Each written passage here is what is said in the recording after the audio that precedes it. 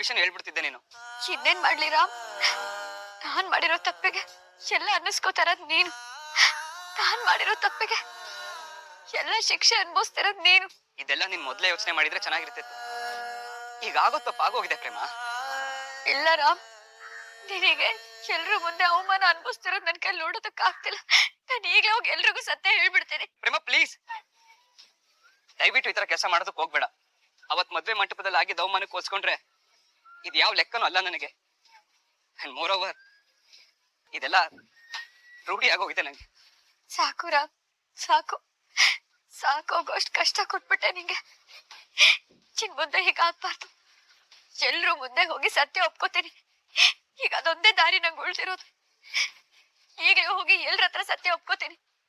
ಪ್ರೇಮ, ಸತ್ಯ ಹೇಳೋದ್ರಿಂದ ಏನಾಗುತ್ತೆ ಅಂತ ಸ್ವಲ್ಪನಾದ್ರೂ ಯೋಚನೆ ಇದೆಯಾ ನಿನಗೆ? ನೀನ್ ಹೇಳಿದ್ರೆ ಎಲ್ಲ ಸರಿ ಹೋಗುತ್ತೆ ಅನ್ಕೋಬಿಟ್ಟಿದ್ಯಾ? ಇಲ್ಲ, ಖಂಡಿತ ಇಲ್ಲ. ನನ್ ಜೊತೆ ನೀನು ಅಪವಾದ ಅನ್ಭವಿಸ್ಬೇಕಾಗುತ್ತೆ. ಅದಕ್ಕಿಂತ ಹೆಚ್ಚಾಗಿ ನಮ್ 2 ಫ್ಯಾಮಿಲಿಗೂ ಸತ್ಯ ಗೊತ್ತಾದ್ರೆ ಅವ್ರಿಗೆ ಹರ್ಟ್ ಆಗುತ್ತೆ. ಮೊದ್ಲೇ ನಾನು ನಂಬಿಕೆ ಕಳ್ಕೊಂಡಿದೀನಿ ಅಂತ ಒದ್ದಾಡ್ತಿದ್ದಾರೆ ಅವರು. ಅಂತದ್ರಲ್ಲಿ ನೀನು ಅವ್ರ ನಂಬಿಕೆ ಕಳ್ಕೊಂಡ್ರೆ ಖಂಡಿತ ತಡ್ಕೊಳಲ್ಲ. ಪ್ಲೀಸ್ ಪ್ರೇಮ, ಆ ಹಿಂಸೆ ಮಾತ್ರ ನಾವ್ ಯಾವತ್ತೂ ಅವ್ರಿಗೆ ಕೊಡ್ಬಾರ್ದು. ಇಲ್ಲ ರಾಮ್, ಈ ಸತ್ಯ ಇವತ್ತಲ್ಲ ನಾಳೆ ಹೊರಗ್ ಬರ್ಲೇಬೇಕು. ಆ ದಿನ ಬಂದಾಗ ನೋಡ್ಕೊಳ್ಳೋಣ ಪ್ರೇಮ. ಆದ್ರೆ ದಯವಿಟ್ಟು ಇವತ್ ಬೇಡ. ಈಗ ಅವರು ಸತ್ಯನ ಅರಗಿಸ್ಕೊಳ್ಳೋ ಮನಸ್ಥಿತಿಲಿ ಇಲ್ಲ. ನನ್ಗಿಷ್ಟಲ್ಲಾದ್ರೆ ಈಗಾಗ್ಲೇ ಅವ್ರು ರೂಢಿ ಆಗೋಗಿದೆ. ನಾನು ಈಗಾಗ್ಲೇ ಅಪವಾದ ಅನುಭವಿಸ್ತಾ ಇದ್ದೀನಿ. ಇನ್ ಮುಂದೆ ಅನುಭವಿಸೋದಕ್ಕೂ ರೆಡಿ ಇದ್ದೀನಿ. ಯಾಕಂದ್ರೆ ನನಗೆ ನಾನು 2 ಫ್ಯಾಮಿಲಿ ನೆಮ್ಮದಿ ಆಗಿರೋದು ಮುಖ್ಯ. ಅವ್ರು ನೆಮ್ಮದಿ ಆಗಿರ್ತಾರೆ ಅಂದ್ರೆ ಈ ಕಳಂಕನ ನಾನ್ ಜೀವನ ಪೂರ್ತಿ ಒತ್ಕೊಂಡಿರೋದಕ್ಕೂ ರೆಡಿ ಆಗಿದ್ದೀನಿ. ಪ್ರೇಮ, ಈ ಸತ್ಯನ ನಮ್ಮ ಮಧ್ಯೆ ಮಣ್ಣು ಮಾಡ್ಬೋದು. ರಾಮ್, ಹೀಗೆಲ್ಲ ಮಾತಾಡ್ಬೇಡ್ವೋ, ನನಗಾಗ್ತಿಲ್ಲ. ನೀನ್ ಈ ತರ ಕಳಂಕ ಹೊತ್ಕೊಂಡ್ ಬದ್ಕೊಂಡ್ ನನಗಂತೂ ಇಷ್ಟ ಇಲ್ಲ. ಅದ್ ನನಗೂ ಗೊತ್ತು ಪ್ರೇಮ. ನಿನಗಿದ್ ಗೊತ್ತಿದ್ದಿದ್ರೆ ಖಂಡಿತ ನೀ ರೀತಿ ಮಾಡ್ತಾ ಇರ್ಲಿಲ್ಲ. ಆದ್ರೆ ಏನ್ ಮಾಡ್ತೀಯಾ? ಇದಾಗೋಗಿದೆ. ನಾನು ಅಪವಾದ ಅನ್ಭವಿಸೋಕೆ ರೆಡಿ ಆಗಿದ್ದೀನಿ. ನಮ್ 2 ಫ್ಯಾಮಿಲಿಗೋಸ್ಕರ ಸುಮ್ನೆ ಇದ್ಬಿಡು ದಯವಿಟ್ಟು ಪ್ಲೀಸ್.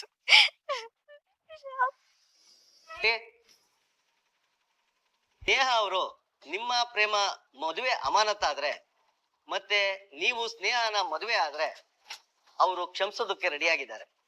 ಈ ಕೇಸನ್ನ ವಾಪಸ್ ತಗೊಳಕ್ಕೂ ರೆಡಿ ಆಗಿದ್ದಾರೆ. ಇದರಲ್ಲಿ ನಿಮ್ಮ ಆಯ್ಕೆ ಯಾವುದು? ನೀವು ಪ್ರೇಮ ಜೊತೆಯಲ್ಲಿ ಬದುಕೋದಕ್ಕೆ ಇಷ್ಟಪಡ್ತೀರಾ ಅಥವಾ ಸ್ನೇಹ ಕಂಡೀಷನ್ಗೆ ಒಪ್ಕೋತೀರಾ? ಇಲ್ಲ ಇವ್ರ ಆನರ್, ನಾನ್ ಸ್ನೇಹ ಕಂಡೀಷನ್ಗೆ ಒಪ್ಕೊಳ್ಳೋದಿಲ್ಲ. ನಿಮ್ಮ ಜೊತೆನೆ ಬದುಕೋದಕ್ಕೆ ಇಷ್ಟಪಡ್ತೀನಿ.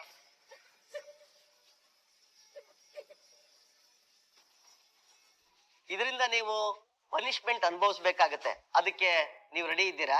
ತಯಾರಿದ್ದೀನಿ ಇವ್ರ ಆನರ್. ನೀವೇನೇ ಪನಿಷ್ಮೆಂಟ್ ಕೊಟ್ರು ಅದನ್ನ ತಗೊಂತೀನಿ. ಆದ್ರೆ ಈ ಸ್ನೇಹ ಹಾಕಿರೋ ಕಂಡೀಷನ್ ನಾನ್ ಮಾತ್ರ ಒಪ್ಪೋದಿಲ್ಲ. ಈ ಕೇಸು ತುಂಬಾ ಕಾಂಪ್ಲಿಕೇಟ್ ಇರೋದ್ರಿಂದ ಜಡ್ಜ್ಮೆಂಟ್ಗೂ ಮುನ್ನ ತುಂಬಾ ವಿಚಾರಣೆ ಆಗ್ಬೇಕು. ಹಾಗಾಗಿ ಈ ಕೇಸ್ ವಿಚಾರಣೆಯನ್ನ ಮುಂದೂಡಲಾಗಿದೆ. ಮುಂದಿನ ಡೇಟ್ಗೆ ಎಲ್ಲರೂ ಹಾಜರಾಗ್ಬೇಕು. ಆಯ್ತು. ಹೇ ಕಾವ್ಯ, ನಿಜವಾಗ್ಲೂ ಕಾಡ್ ರಾಕ್ಷಸಿ ನೀನು. ಅಲ್ಲ, ಅದು ಏಟೊಂದು ಬಿಸಿ ಇತ್ತು ಗೊತ್ತಾ? ಹಂಗೆ ಕೊಟ್ಬಿಟ್ಟಿಲ್ಲ. ನೀನೇನ್ ನನ್ ಜ್ವರ ಇಳ್ಸಕ್ಕೆ ಬಂದಿದ್ಯೋ ಅಥವಾ ನನ್ನ ಬಾಯಿನ ಹಂಗೆ ಮುಚ್ಚಾಕೆ ಬಂದಿದ್ಯಾ? ಸಾರಿ ಮಾದೇವ, ನನಗ್ ಗೊತ್ತಾಗ್ಲಿಲ್ಲ. ನಾನ್ ಬೇಕು ಅಂತ ಮಾಡ್ಲಿಲ್ಲ. ಗಂಜಿ ಇಷ್ಟೊಂದ್ ಬಿಸಿ ಇದೆ ಅಂತ ನನಗ್ ಗೊತ್ತಿರ್ಲಿಲ್ಲ. ಸುಮ್ಕೆ ರಮಿ, ಸುಳ್ಳಾಡ್ಬಿಡ. ವಾ, ನೀನ್ ಅವಾಗ್ಲೇ ನನ್ ಬಾಯಿಗೆ ಪಿಲಾಸ್ಟರ್ ಹಾಕ್ಬೇಕಿತ್ತು ಅಂತ ಹೇಳ್ದಾಗ್ಲೇ ನಾನು ಅರ್ಥ ಮಾಡ್ಕೋಬೇಕಿತ್ತು. ನನ್ನ ಬಾಯಿ ಮುಚ್ಸಕ್ಕೆ ಈ ಗಂಜಿ ನಾಟಕ ಆಡ್ತಾ ಇದೆಯಾ ನೀನು? ನಾನ್ ಬೇಕು ಅಂತ ಮಾಡಿಲ್ಲ ಅಂತ ಹೇಳಿದ್ನಲ್ಲ. ನಿನಗ್ ನನ್ ಮೇಲೆ ಅನುಮಾನ ಇದ್ರೆ ಯಾಕೆ ತಿನ್ಸಕ್ ಹೇಳ್ದೆ? ಓಹೋ, ಹಂಗ ಹೇಳಿದಕ್ಕೆ ಈ ತರ ಮಾಡ್ತಾ ಇದೀಯಾ? ನನ್ಗಿದ್ ಬೇಕಿತ್ತಾ? ನಾನ್ ಸಾರಿ ಕೇಳಿದ್ರೆ ನಿನಗ್ ನನ್ ಮೇಲೆ ನಂಬಿಕೆನೇ ಇಲ್ವಲ್ಲ. ಬಾಯಿನ ಬೆಂಡೆಕಾಯಿ ತರ ಸುಟ್ಮೇಲೆ ಸಾರಿ ಕೇಳಿ ಏನ್ ಪ್ರಯೋಜನ ಹೇಳು? ಆಯ್ತಾಯ್ತು, ಸಂಸಿದೀನ್ ಬಿಡು. ಏನೋ ಗೊತ್ತಿಲ್ಲದೆ ಮಾಡಿರೋ ತಪ್ಪು ಅಂತ ಹೇಳ್ತಾ ಇದೀಯಾ, ಅದಕ್ಕೆ ಸಮಯ ಕೊಡ್ಲೇಬೇಕಾಯ್ತದೆ. ನಾನು ಕೊಟ್ಟಿವ್ನಿ. ಥ್ಯಾಂಕ್ಸ್. ನೀನ್ ಸಂದಾಗ ಓದ್ತಿದ್ಯೋ ಇಲ್ವೋ ಅಂತ ನೋಡ್ತಿದ್ದೆ. ಮತ್ತೆ ಬಿಸಿ ಇಟ್ಬಿಟ್ಟು ನನಗೆ ಸುಟ್ಟೋಗ್ಬಿಟ್ರೆ ಕಷ್ಟ ಅಲ್ವೇ? ಟೆನ್ಷನ್ ತಗೋಬೇಡ, ಆಡಿದೆ. ಏಯ್, ನಾನ್ ಮಾತ್ರ ನಿನ್ನ ನಂಬಕ್ಕಿಲ್ಲ. ಒಂದ್ ಕೆಲ್ಸ ಮಾಡು, ಮೊದ್ಲು ನೀನ್ ತಿಂದು ಆಮ್ಯಾಕ್ ನನ್ ತಿನ್ಸು. ನಾನ್ ಗಂಜಿಗೆ ಉಪ್ಪು ಹಾಕಿ ಮಾಡಿದೀನಿ. ಸಕ್ಕರೆ ಹಾಕಿದ್ರೆ ಗಂಜಿ ಕೆಟ್ಟ ಹೋಗೋದಿಲ್ವಾ? ಸಿಹಿ ಹೆಂಗಾಯ್ತದೆ? ನಾಟಕ ಮಾಡ್ಬೇಡ ಮಾದೇವ. ನೀನೇ ಹೇಳಿದ್ಯಲ್ಲ ನನ್ ಬಾಯಿ ಸಕ್ಕರೆ ಫ್ಯಾಕ್ಟ್ರಿ ಇದ್ದ ಹಾಗೆ ಅಂತ. ಅದಕ್ಕೆ ತಿನ್ನು. ಅದು ಅದು ನನ್ಗೆ ಗಂಜಿ ಸಿಹಿ ಇದ್ರೇನೆ ಇಷ್ಟ. ಆದ್ರೆ ನನಗ್ ಗಂಜಿಗೆ ಸಕ್ಕರೆ ಹಾಕಿ ಮಾಡಕ್ ಬರಲ್ಲ. ಈಗೇನ್ ತಿಂತೀಯೋ ಇಲ್ವೋ? ತಿನ್ಸು ತಿನ್ಸು. ಮಗಳೇ ಯಾಕಮ್ಮ ನಿನಗ್ ನೀನೇ ಶಿಕ್ಷೆ ಕೊಟ್ಕೋತಾ ಇದೀಯ? ಡ್ಯಾಡಿ, ಇವತ್ ಕೋರ್ಟ್ ಅಲ್ಲಿ ರಾಮ್ ಎಲ್ರ ಮುಂದೆ ನನಗೆ ಅವಮಾನ ಮಾಡ್ದ ಡ್ಯಾಡಿ. ಜೈಲಿಗೆ ಹೋದ್ರು ಪರವಾಗಿಲ್ಲ, ನಿನ್ನ ಮಾತ್ರ ಮದ್ವೆ ಆಗಲ್ಲ ಅಂತ ನನಗ್ ಮುಖಕ್ಕೆ ಹೊಡೆದಾಗ ಹೇಳ್ಬಿಟ್ಟ. ನನಗಿಂತ ಆ ಮೋಸ ಮಾಡಿರೋ ಪ್ರೇಮ ಅವನ್ಗೆ ಅಷ್ಟೊಂದು ಹೆಚ್ಚಾಗ್ಬಿಟ್ಲಾ? ಕಾಮ್ ಡೌನ್ ಮಗಳೇ. ಮೃಗಾನ ಹಿಡಿಯೋದಕ್ಕೆ ಮೊದ್ಲು ಬಲೆ ಬೀಸ್ಬೇಕು. ಈಗ ಬಲೆ ಬೀಸಿದೀವಿ, ಮೃಗ ಸಿಕ್ಕಾಕೊಂಡಿದೆ. ನಾವ್ ಹೇಳ್ದಂಗ್ ಕೇಳಲಿಲ್ಲ ಅಂದ್ರೆ ನರ್ಕ ಅನುಭವಿಸ್ಬೇಕಾಗತ್ತೆ. ಅಂದ್ರೆ ನಿಮ್ ಮಾತಿನ ಅರ್ಥ ಏನ್ ಡ್ಯಾಡಿ? ಆ ರಾಮ್ಗೆ ತನ್ನ ಅಹಂಕಾರದ ಮೇಲೆ ನಂಬಿಕೆ ಜಾಸ್ತಿ. ಅವನು ನಿನ್ನನ್ನ ಒಪ್ಕೊಳ್ಳೇಬೇಕು. ಒಪ್ಕೊಳ್ಳಿಲ್ಲ ಅಂದ್ರೆ ಅವನ ಜೀವನ ಪರ್ಯಂತ ಸುಖವಾಗಿರೋದಕ್ಕೆ ಬಿಡೋದಿಲ್ಲ. ಏನ್ ಮಾಡ್ತೀರಾ ಡ್ಯಾಡಿ? ಲೈಫಲ್ಲಿ ಅವನು ಡಾಕ್ಟರ್ ಪ್ರಾಕ್ಟೀಸ್ ಮಾಡಬಾರ್ದು, ಹಾಗೆ ಮಾಡ್ತೀನಿ. ಅಲ್ಲ ಡ್ಯಾಡಿ, ಅವ್ನ್ ಡಾಕ್ಟರ್ ಡಿಗ್ರಿ ಹೋದ್ರೂ ಪರವಾಗಿಲ್ಲ, ಈ ಪ್ರೇಮನ್ ಜೊತೆ ಇದ್ರೆ ಖುಷಿಯಾಗಿರ್ತೀನಿ ಅನ್ನೋ ಹಾಗಾಗ್ಬಿಟ್ರೆ ನೋನೋ, ಹಾಗ್ ಮಾತ್ರ ಆಗ್ಬಾರ್ದು ಡ್ಯಾಡಿ. ಅವ್ರಿಬ್ರು ನರ್ಕ ಅನ್ಭವಿಸ್ಬೇಕು, ಹಾಗಾಗ್ಬೇಕು. ಸಿಕ್ಕದ್ನಾ? ಹೌದು ಬಾಸ್, ಸುಮೇಧ್ ಇವಾಗ್ಲೇ ಅವ್ನ ಹಳೆ ಮನೆ ಹತ್ರ ಬಂದಿದ್ದಾನೆ. ಸುತ್ತಮುತ್ತ ಯಾರು ಇಲ್ಲ ಅಂತ ನೋಡ್ಕೊಂಡೆ ಒಳಗ್ ಹೋದ. ನಮ್ದೊಂದ್ ಕಣ್ಣಿದೆ. Very good. ಅವನ್ ಅಲ್ಲಿಂದ ಒಂದ್ ಹೆಜ್ಜೆನೂ ಆ ಕಡೆ ಈ ಕಡೆ ಹೋಗ್ಬಾರ್ದು, ಹಾಗೆ ನೋಡ್ಕೋಬೇಕು. ನಾನು ಈಗ್ಲೇ ಹುಡುಗರನ್ನ ಕಳಿಸ್ತೀನಿ. ಹಾ ಬಾಸ್. ಈ ಸಾರಿ ಅವನು ಮಿಸ್ ಆಗ್ಬಾರ್ದು. ಮಿಸ್ ಆದ್ರೆ ಭೂಮಿ ಮೇಲೆ ಇರಬಾರ್ದು. ಸರಿ ಬಾಸ್. ಡ್ಯಾಡಿ, ಯಾರದು? ಸುಮಿತ್.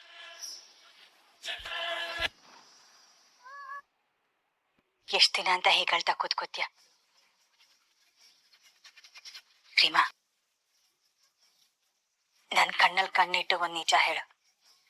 ಏನಂತೆ? ನೀನು ಮತ್ತೆ ರಾಮ್ ನನ್ನಿಂದ ಏನೋ ಮುಚ್ಚಿಡ್ತಾ ಇದ್ದೀರ. ರಾಮ್ ಕೋರ್ಟಲ್ಲೇ ನಾನು ಸ್ನೇಹನ ಪ್ರೀತಿಸ್ತಿದ್ದೆ ಅಂತ ಒಪ್ಕೊಂಡಿದ್ದಾನೆ. ಅವನು ಸ್ನೇಹನ ಪ್ರೀತಿಸ್ತಿದ್ರೆ ನಿನಗ್ಯಾಕೆ ತಾಳಿ ಕಟ್ತಾ? ಕಿಡ್ನಾಪ್ ಮಾಡೋಂಥ ಸಾಹಸಕ್ಕೆ ಯಾಕೆ ಕೈ ಹಾಕ್ತಾ? ಇಲ್ಲ, ನನ್ಗೊತ್ತು, ನನ್ ಕಂದ ರಾಮ್ ಅಂತವನಲ್ಲ. ಬೇಕಾದ್ರೆ ನೀನೇ ಏನೋ ಮುಚ್ಚಿಡ್ತಿದ್ಯಾ. ಅದೇನು ಅಂತ ಹೇಳು ಪ್ರೇಮ. ಮತ್ತೆ ಅದು ನಾನು ಬೇಡ ಬೇಡ, ಬೆಳಿಗ್ಗೆಯಿಂದ ಪಾಪ ಎಷ್ಟೊಂದು ಸೇವೆ ಮಾಡೋಳೆ, ಹೊಸ ರೆಸ್ಟ್ ಮಾಡ್ಲಿ.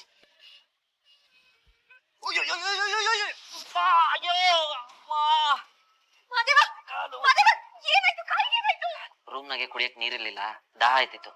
ಅದಕ್ಕೆ ನೀರು ಕುಡ್ಕೊ ಹೋಗವ ಅಂತ ಬಂದೆ ಅಷ್ಟೇ.